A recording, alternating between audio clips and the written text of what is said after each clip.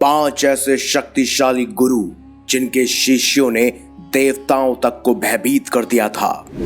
आखिर कौन थे ये 5 शक्तिशाली गुरु जिनके शिष्य बेहद ही अद्भुत और शक्तिशाली थे। आप देख रहे हैं मिस्टीरियस हिंदू। तो चलिए अब करते हैं ज्ञान की बात। वीडियो में आगे बढ़ने से पहले हमारे चैनल को सब्सक्राइब अवश्य करें और बेल आइकन जरूर दबाएं। रामायण से लेकर महाभारत तक और अन्य कई धार्मिक ग्रंथों में एक से बढ़कर एक शूरवीर योद्धाओं का वर्णन आता है, जिन्होंने अपने युद्ध कला, अस्त्र शस्त्र की विद्या, धनुर्विद्या हो या मल्ल युद्ध की शिक्षा, इन सभी के बल पर बड़े बड़े शत्रुओं पर विजय पाई थी। तो इन योद्धाओं को शिक्षा देने वाले गुरु और उनका गुरुकुल कितना समृद्ध होगा।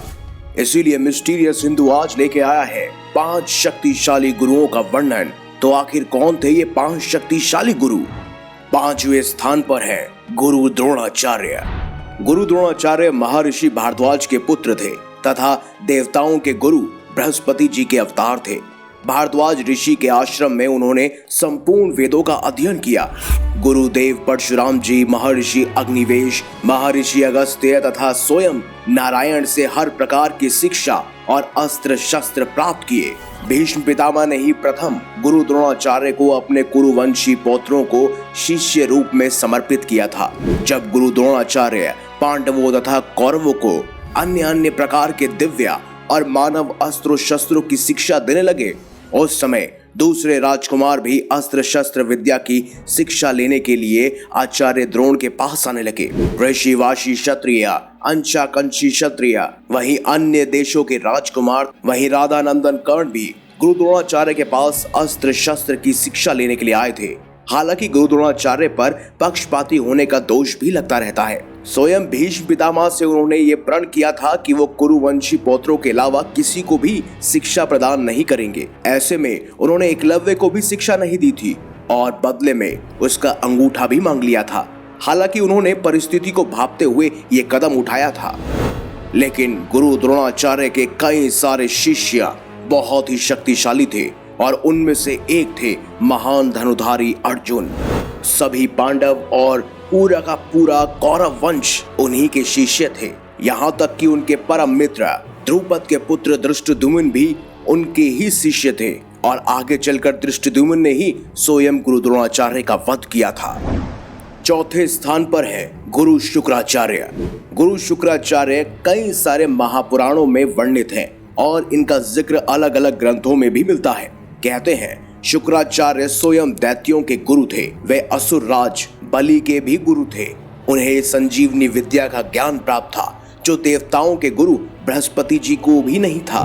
देवासुर संग्राम में वे इस विद्या का प्रयोग करके देवताओं के हाथों मारे गए असुर को पुनः जीवित कर देते थे। कहते हैं गुरु बृहस्पति ने अपने पुत्र कच्छ को स्वयं शुक्राचार्य जी के पास शिक्षा लेने के लिए भेजा था। महाभारत काल में इन्होंने भीष्म पितामह को राजनीति तथा कई शास्त्रों का ज्ञान दिया था। ये एक महान गुरु थे। तीसरे स्थान पर है गुरु बृहस्पति। गुरु बृहस्पति जी को देवताओं के गुरु के रूप में जाना जाता है। बृहस्पति जी ने धर्म शास्त्र, नीति शास्त्र, वास्तु शास्त्र, कई सारे ग्रंथ लिखे हैं। इन्हें ग्रह पुरोहित भी कहा गया है, जिनके बिना यज्ञ सफल नहीं होते। असुर यज्ञ में विघ्न डालकर देवताओं को भूखे मार देना चाहते थे। ऐसी परिस्थिति में देव गुरु बृहस्पति रक्ष प्रांग मंत्रों का उपयोग कर देवताओं की रक्षा करने लगे थे और दैत्यों को दूर भगा दिया था। स्कंद पुराण के अनुसार बृहस्पति जी ने प्रभास तीर्थ में जाकर भगवान शंकर की कठोर तपस्या की थी। उनकी तपस्या से प्रसन्न होकर भगवान शंकर ने उन्हें देव गुरु का पद दिया था। कहते हैं महाभारत काल में इन्होंने स्वयं भीष्म पितामह को दंड नीति का ज्ञान दिया था।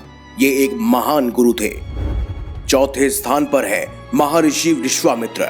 महर्षि विश्वामित्र जी का जन्म क्षत्रिय कुल में हुआ था, पर इन्होंने 1000 वर्षों तक गहन आध्यात्मिक तपस्या के माध्यम से ब्रह्म ऋषि की उपाधि प्राप्त की थी। ये भी सप्त ऋषियों में से एक हैं।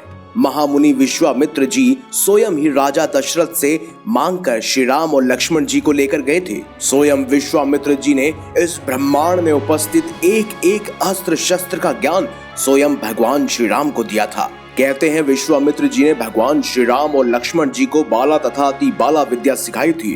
अपने पुत्र ऋषि काल को भी इन्होंने ही शिक्षा दी थी। विश्वामित्र जी ने एक समय पर कई देवताओं को परास्त कर एक समांतर ब्रह्मांड बनाना आरंभ कर दिया था, जिसके फलस्वरूप देवों और राक्षसों सहित कई सारे प्राणी विश्वामित्र जी से भयभीत हो गए थे। अंत में विश्वामित्र जी ने स्वयं ब्रह्मा के अनुरोध पर अपने आप को रोक लिया था। सोचिए, जो ऋषि इतने तपोबल के कारण एक समांतर ब्रह्मांड यानी कि पैरेलल यूनिवर्स बना सके, वो गुरु कितने शक्तिशाली होंगे। पहले नंबर पर है स्वयं परशुराम जी। अब परशुराम जी के बारे में कौन नहीं जानता। परशुराम जी स्वयं भगवान विष्णु के छठे आंशिक अवतार थे। इनका जन्म त्रेता युग से पहले ही हो चुका था। अपने पिता महर्षि जगदम्नि से ही इन्होंने कई सारे ज्ञान को अर्जित किया था। सिर्फ यही नहीं, इन्होंने आगे चलकर स्वयं भगवान शिव से युद्ध कला का ज्ञान प्राप्त किया था तथा उस समय स्वयं भगवान शिव ने इन्हें अपना शक्तिशाली अस्त्र फरसा दिया था, जिसका इस पूरे संसार में कोई तोड़ नहीं। ये इतने शक्तिशाली थे कि इन्होंने 21 बार इस पृथ्वी से क्षत्रियों का विनाश किया था। इनके अंदर इतना तपोबल था कि इन्होंने स्वयं सहस्त्र अर्जुन को भी हराया था। सहस्त्र अर्जुन यानी सहस्त्र बाहु, जिसके पास 1000 हाथ से भी ज्यादा थे, जिसने स्वयं रावण को हराया और उनको स्वयं भगवान परशुराम जी ने। कहते हैं महाभारत काल में जितने भी शूरवीर योद्धा थे, उन सबको स्वयं परशुराम जी ने ही ट्रेन किया था, यानी उनको शिक्षा दी थी। उनमें से एक थे गुरु द्रोणाचार्य, जो खुद अर्जुन के गुरु थे। वहीं भीष्म पितामह, जिनका कोई मुकाबला नहीं था। भगवान श्री कृष्ण की पत्नी रुक्मणी के भाई यानी रुक्मी को भी इन्होंने ही शिक्षा दी थी।